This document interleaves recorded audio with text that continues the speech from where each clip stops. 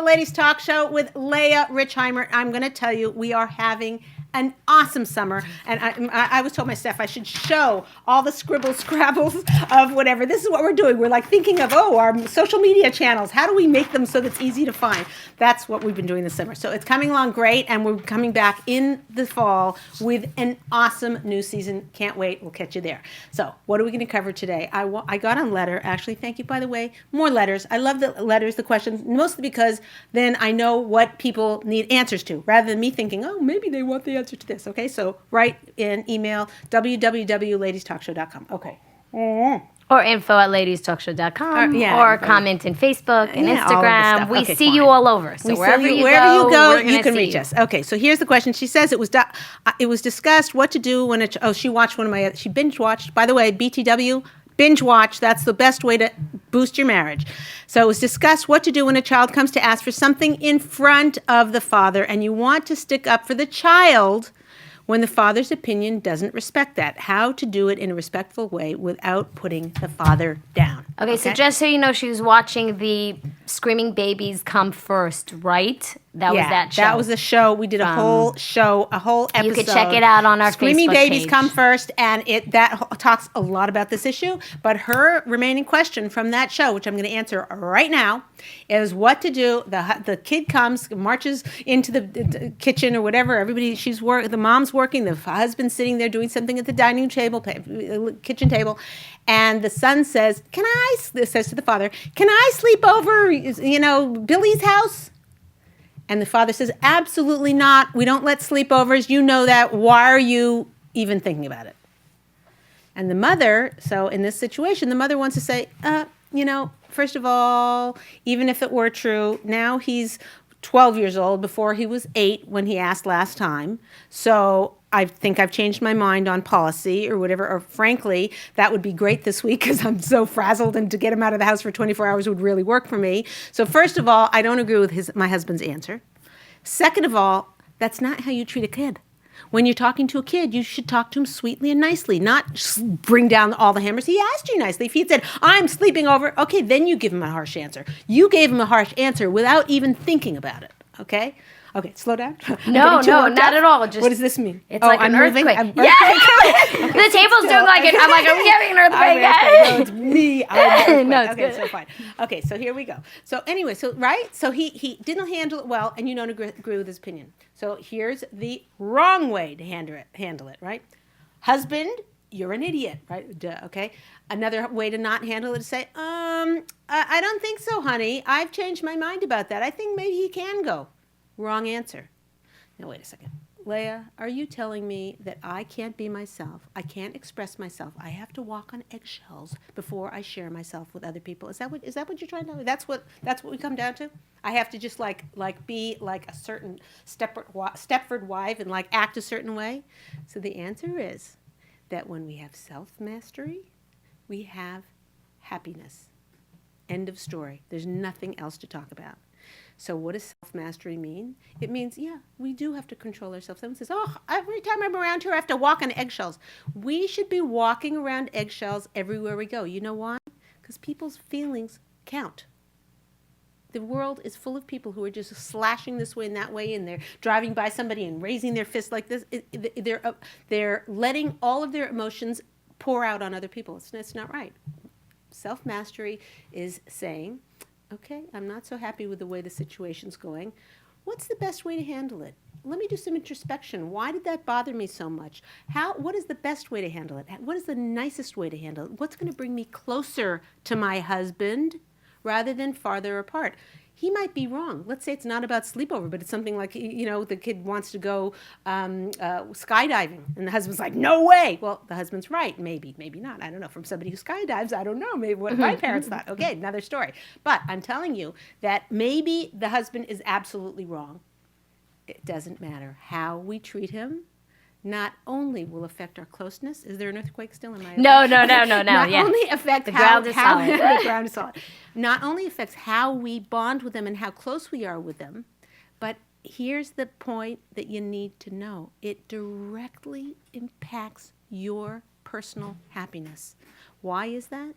Because we know from our sources that when you treat and pour respect on to your husband, even when it's challenging and hard to do for yourself, even when you do it in that level, okay, there is a level of serenity and peace and happiness and joy. Menucha, how do you pronounce it? Menucha, it's peace and serenity, tranquility in the home.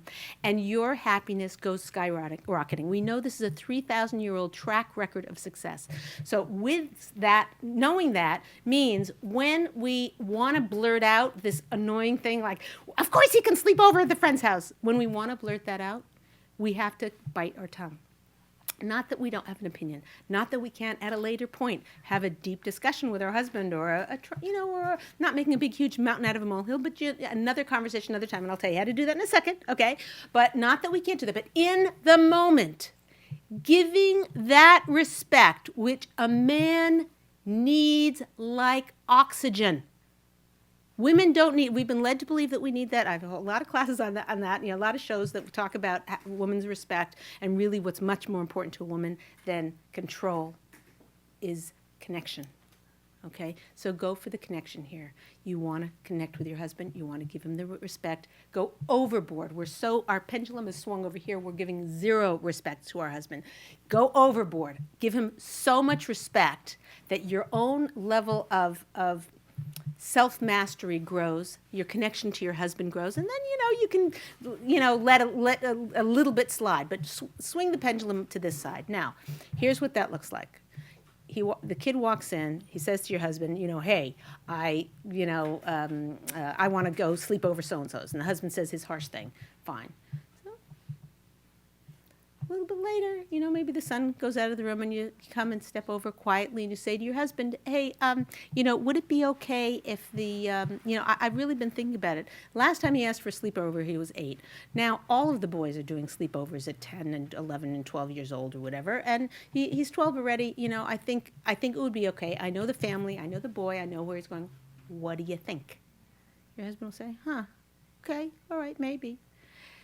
That is as far as I would go. A lot of women are working very hard on their husband to not be harsh. Okay, that's very popular in our culture. Like he should be more like a girl, more like a woman. Be soft and empathetic.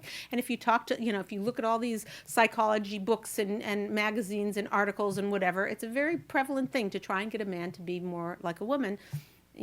Maybe a woman's trying to be more like a man. I don't know. This is not my area of expertise. I'm not political, and I don't really know what the grand scheme is. But I do know one thing: that when a husband, a man is starts out harsher, and so you have women who are harsher. Also, I'm not saying a woman should be allowed to be who she is, and a man should be allowed to be who he is. So you're saying, oh, but he's harsh. So let me tell you something. When you have a husband who's harsh. Well, first of all, I should tell you what it's like to have a husband who's not harsh. Because I have women like that, and they come to me, my husband has no backbone. It's a worse problem, okay? Okay, but you got a husband who's harsh, and I'm not talking about abuse. I'm talking about he just speaks a little harsher. He's a little rougher, okay? That's the way it is. And so you have a husband who's harsh, and the woman spends 10 years pecking at him to talk softer, to be nicer, to not be harsh to the kids.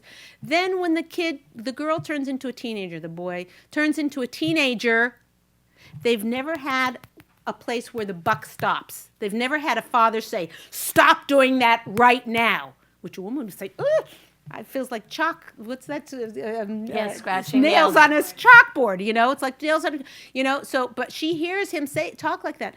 Maybe, I don't know, maybe that's not such a horrible thing, because then when he gets to be a teenager and he says, I'm leaving the house, I don't care about you.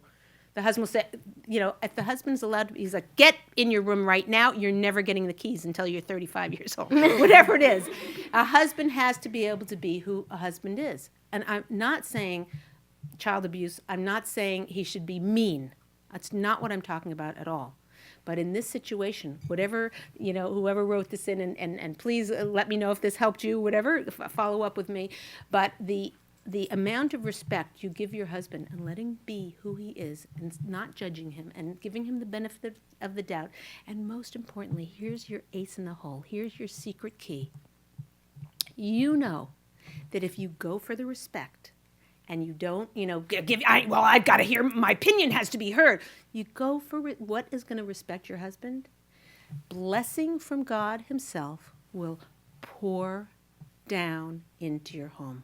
This is not Leah Richheimer's great idea. We have 3,000-year-old sources that teach us this, okay? And the beautiful thing is, you don't have to take my word for it. You don't have to take the source's word for it. Go try this at home. And I've done this for a decade now. People who've done this, they will type back, did you teach my husband a private class? He's like bringing me flowers. He's like, amazing. It's amazing. What did you do? All she did was give her husband respect. So again, what the homework is to swing the pendulum and pour respect on your husband and see what happens. That's it. It's Leah Richheimer for the Ladies Talk Show, and we'll see you next week.